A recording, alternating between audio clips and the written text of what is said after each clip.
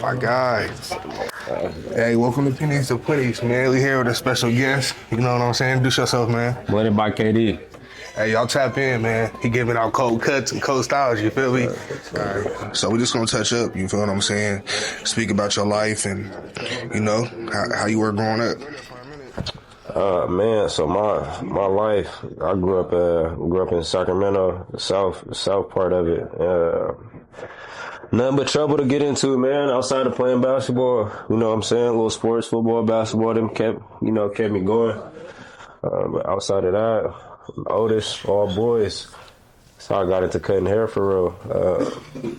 Moms one day came home, both in Walmart clippers, you feel me? And I got to going on my little brothers. And ever since then, I kept going. Cousins started coming around. Homies started coming around.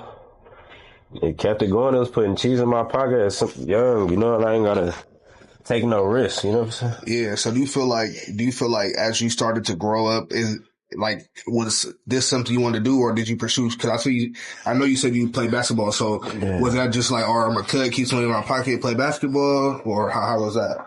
See, cutting was just one of them things, like, my eyes is open, like, no matter where I go, what I do, they gonna need cuts. Like, whether I went to college and hooped, I could cut every player, you know what I'm saying, on my team.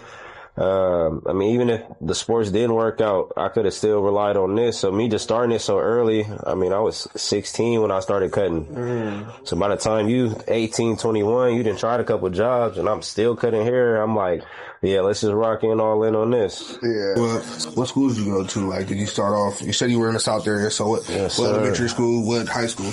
So, elementary, I went to, David Reese. Feel me? And then I went to Herman Lineback. A lot of people don't know where that's at. It's tucked in Valley High. It's right across the street from Valley High Park. Okay. So it's really tucked. But I went there first through sixth grade. Middle school, I went to Rudder. You feel me? Met a lot of other homies out there from the South, et cetera, et cetera. Do you feel like when you were in, what grade were you and you was like, all right, I'm going to play basketball? Like, were you in high school when you first started, or was you in middle school? Nah, bro, my elementary school had a team. The elementary had a team? Elementary school had an after-school program team, bro. And we didn't play at all the other elementary school. We used to play Prairie, John Reith, like Charles Mack. You said what happened? Like John Slope and all them too, or it was just all the little local ones and like the little, you feel me, closest by. But that was really the first time I played on the team for real. For basketball, I was really a football first dude though, for real. Okay, let's talk about that, man. What made you choose football over basketball? Like, as in that you liked it more? Was it the contact? Was it, you know? I was just cold at it, bro. I ain't gonna lie. It was just, I was just tall, lengthy, you feel me, long arms. So receiver was just hella natural to me, early on. But I ended up converting later on to basketball because I realized basketball is something I could practice by myself. Yeah. I mean, I'm a receiver, so playing football, if I don't got no QB, I can't. Footwork, I mean, you know, so many ladder drills you could do before you start getting tired. You're ready to get trained for track. Exactly, at that point. So I kind of really fell in love with hoop was that. And if you from Sac and you know Laura's Gym. Laura's Gym saved a lot of us, bro. Saved a lot of people, bro. Sure. I used to be in Laura's Gym every single day. Like, memberships would be $5 for the month. You feel me? Like, I'm in there every single day. You can catch me hooping. And once that happened, bro, it was reps. Hell yeah. So do you feel like growing up you were in the struggle, or do you feel like moms and pops, was they both in the picture? They both was in the picture, but they was separated. You feel me? So mom's was full-time parent, seeing pops on the weekends. Yeah, I could definitely say I experienced a struggle. Especially once my grandpa passed away. He was helping my mom out. They was working together. He passed away. I was 10. Kind of had to man up, step up. You know, now I'm helping my brothers get ready for school. You feel me? I'm making sure they get picked up from the bus stop. Just a lot of responsibilities I got early on, but I definitely witnessed that struggle. Mom's working 2 jobs. It was times where I'm leaving the school. She home sleep. I'm not coming home till like 4, 5. She gone when I come home. I gotta, you feel me, whip the dinner up. Like, she got it on the crock pot. Like, son, just take it off and put it with the rice and heat it up. So, yeah, I had a lot of responsibilities early, and I definitely tasted that struggle. Do you feel like that placed a lot of character, a lot of good character on you now? Like, that got you ready for, like, the world that we live in currently? Yeah, it gave me a big understanding. You feel me? Cause my mom had to keep it blunt with me. I'm the oldest, you know, so she had to. Sometimes it was straight up like no Christmas this year. You know what I'm saying? It's just gonna be a little too tight trying to make everything happen. So it made me an understanding person early, man, and it taught me how to really walk through that brain. Like, you know, everything ain't gonna be happy, but it's gonna get better eventually. So.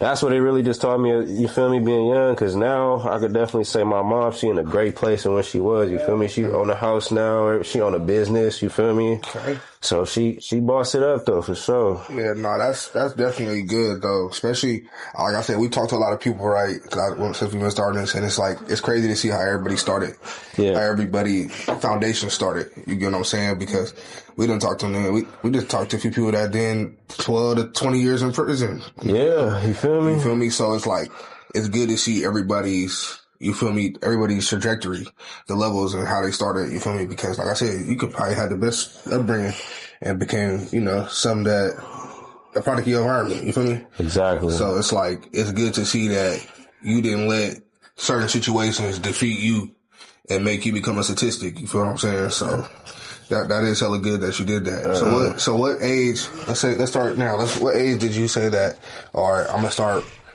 cutting hair serious? You know what I'm saying? I know you said you touched it, you was doing it young. Yeah. But when did you was like, all right, man, I'm gonna go spend this money on these clippers? I think that was 19 or 20.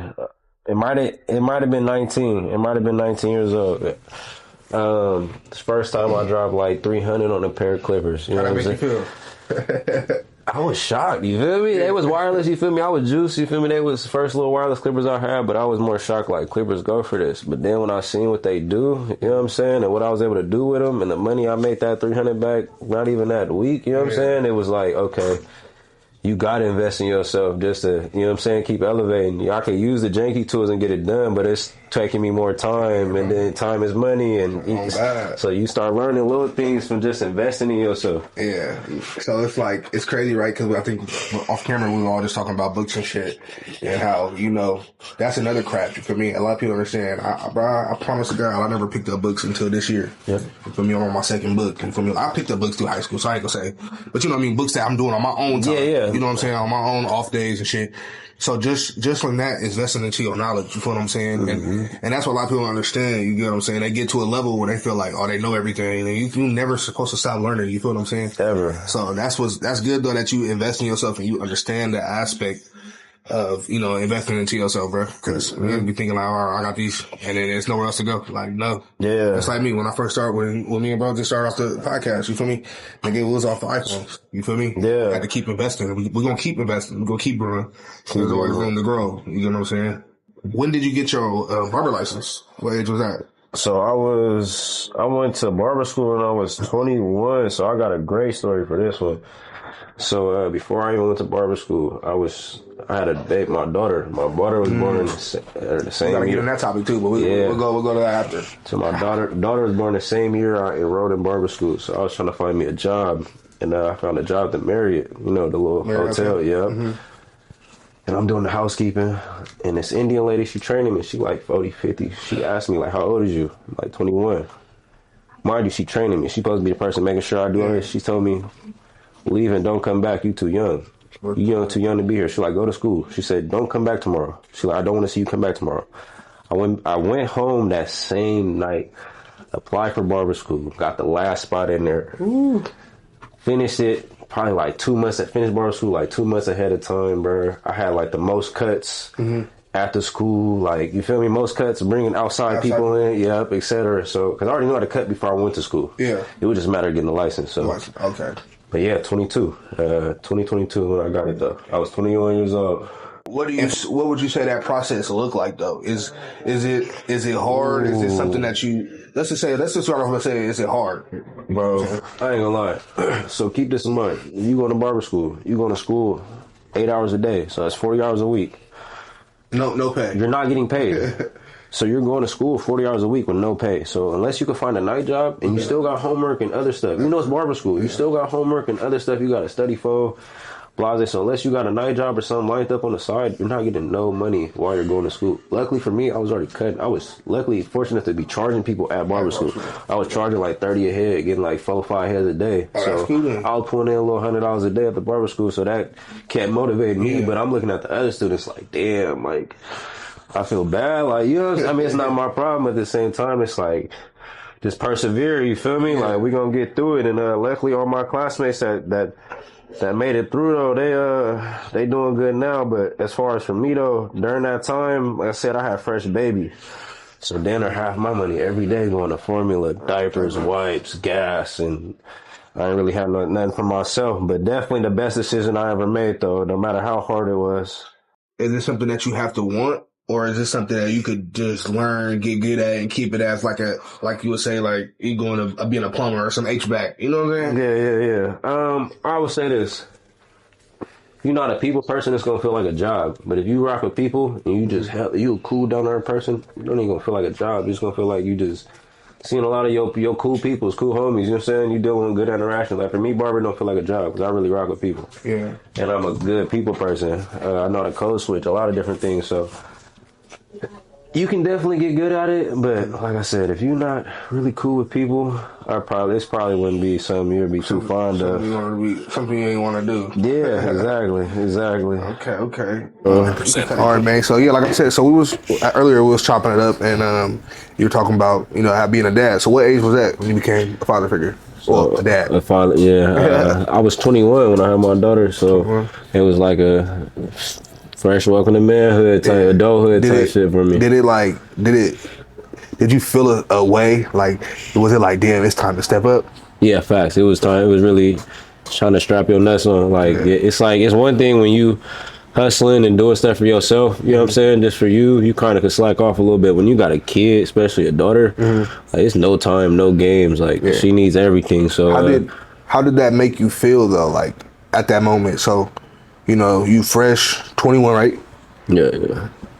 When you felt, let's go back. I want to see, how did you feel when you found out? When I had a baby? Yeah, like when you found out, like when she was like, when the girl was like, oh yeah, I'm pregnant.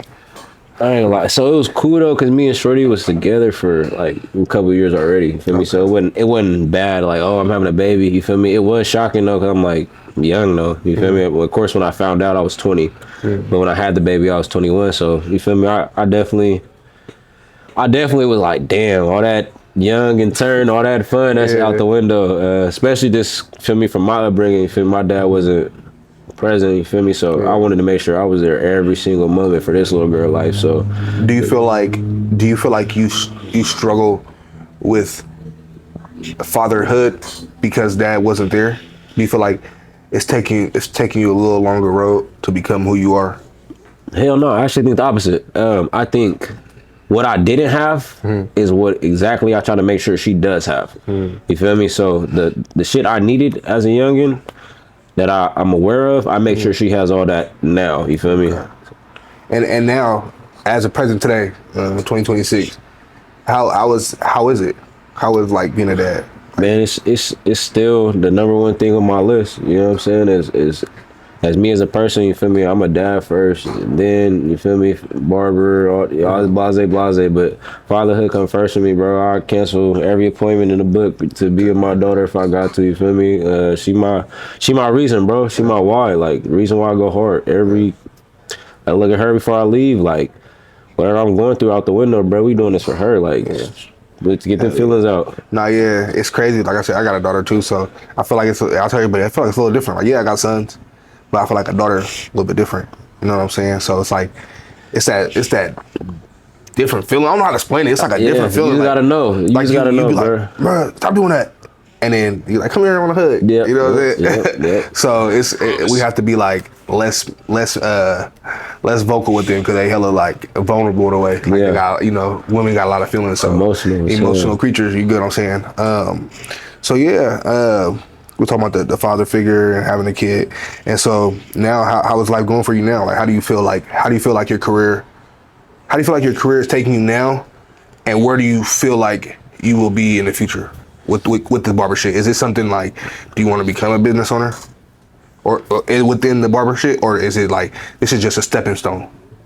Well, I ain't gonna lie. Right now in the barber shit, as far as like just cutting, it's straight barber to clientele. You feel me? I'm established with it. I got a great amount of clientele. You know, I got a lot of people that rock with me. So I feel right now I came a long way from cutting in the garage. You feel me? Making $30, $40 a day, $10 cuts. $10 cuts. You feel me? You get that one cut now. That's $40, $50. So it's definitely, I'm established. Feel me? I made a career. I ain't had to get a 9 to 5 in years. You feel me? So I'm 26 now. So from 22 to 26, I ain't had a 9 to 5. You work for yourself. You feel me? Since 22. So I definitely say I'm established with it. Where I want to go with it, I definitely want to be a shop owner. I got a barber brand that I'm kicking off. This part of it, some of my barber merch. It's gonna be Rich Off Feds, but it's for the love of the game hoodie though. That's tight. I like that. Y'all get ready for that, man. Yeah, stay on the lookout. We got Rich Off Feds coming for sure. But yeah, though, I'm just trying to keep my name bubbling, keep it going, man. I might even step away as far as full-time barber. I'll be doing a lot of other shit like trading. I'll be trading stocks and stuff, you know, like that. I'm trying to get into my finances heavy, you know. Yeah, that's a big thing, and it's crazy shit that because they don't teach that shit in school, bro. Like, nah. They don't teach that. Me growing up now, I'm 26, just like you. I feel like now it's probably like the most money I ever had in my life. Not to gloat, none of that shit, but you know what I'm saying? But we got to make smart decisions with it though, because me, I want the new car, so I go buy a Tesla. Like, but it's because I never had shit like that. You feel what I'm saying? So I've always wanted more for myself. You feel what I'm saying? But I've never been the type to be like, oh, man. But I always feel like I could tell everybody, this is how you do it. Like, I work at 9 to 5. You don't. So we got two different perspectives. I mean, you don't. I do. You get what I'm saying? I tell you, but it's nothing wrong. It's however you want, and you see your vision. What's the quickest way for your route? You get what I'm saying? So it's good that you already got the stocks and shit like that in your head, and traded stocks and, you know, S&P 500s, man, you know, getting all that shit, because at the end of the day, they don't teach you this shit, bro. Like, they don't teach you this shit, bro. And and it sucks because, nigga, it leave you stranded. What is now, that's what I tell everybody too. Once you have a kid, we're not in here for us no more. Yeah, it's not for us at all. Like, yeah, we want the new shoes and the new shit and the new upgrades, but it's like, she's getting them. Yeah, she got to get them shoes. And what am I leaving for her, or what am I leaving for them? You get what I'm saying? That's the biggest. That's the biggest thing. So yeah, so now you said, you've been to stocks and stuff like that. What do you feel like the hardest thing is of now that you learned it with that? With stocks? Yeah. Greedy, bro. Emotional, bro. I'll turn $50 into 300 and then blow the 300 the next. You feel me? The next trade. Or I'll lose on the trade, and I'll be so confident that the stock finna do exactly what I wanted to do the first time, or I'll double down on it. And now I'm taking 2 losses on the same. You feel me? On the same little scheme. So little things like that, really just emotions, bro. I be having to take breaks because until I get winning, I get to winning, bro. It's like you think you finna change your life overnight, and sometimes that's not how the world works. So it's really baby steps. Yeah, my greed and emotions, bro, in the stock market, that'd be killing me. So for anybody watching, like I said, kid, young adult, even an old man, what advice would you give them in this game? Like, what would you tell them if they wanted to become a barber? What would you tell them? The biggest advice I'll give to anybody wanting to become a barber is start on your friends and family. Start on the people close to you, your little cousins, all that. Pick them clippers up before you just start signing up for school. Because like I said, you go to school 40 hours a week, you're not making no money. You might not figure out until you almost done with school that you don't want to cut hair. So start in that garage, start in that bathroom. Don't skip them, you feel me, them rough stages. If you got to get down with the $50 wire clippers just to get started, and you cut in the bathroom on the toilet, do that 50 times before you go invest $1,000 in clippers and realize, like I was saying earlier, you're not a people person. You don't even like to talk to people too much. Or your back start hurting. Exactly. Like, oh, this ain't for me. Yeah, so it'd be people there, and they think barbering, I'm finna just cut all my homies. And, bro, people don't understand, bro, it took me years for my homies to start coming around. I had certain homies, you feel me, that was coming around because it was cheap. But for the homies that really get fly and fresh, it took them a minute to start coming around. Once they start coming around, that's how I knew I had it. This when you like, okay, nigga. Now exactly, clean. Exactly. It is crazy though. Like I said, it takes time though. So it's like you couldn't be mad at them. You feel what I'm saying? You was like, I mean, shit, I gotta get my craft better. Exactly. But now you like, they be like, hey, bro, you think you get me in, bro? It's the last second, bro. So you think exactly. Now I be here till 9 o'clock. Like it's 9 o'clock right now. Yeah, 9 o'clock right now. We grinding. You get what I'm saying? You grinding, I'm grinding. We trying to make something out of nothing. You get what I'm saying? But nah, man. Like I said, I'm happy that you came on Pennies and Plenties, bro. Because at the end of the day, my boy Quint, we trying to get every aspect. We trying to get every route. Yes, I want nigga, I don't give a fuck if it's a janitor, nigga, reach out because I want everybody to see the aspect of what people do. Yeah, and facts. A lot of people don't know the steps that it takes or the hardships that come along with becoming a barber or becoming a doctor or becoming an owner of some sort.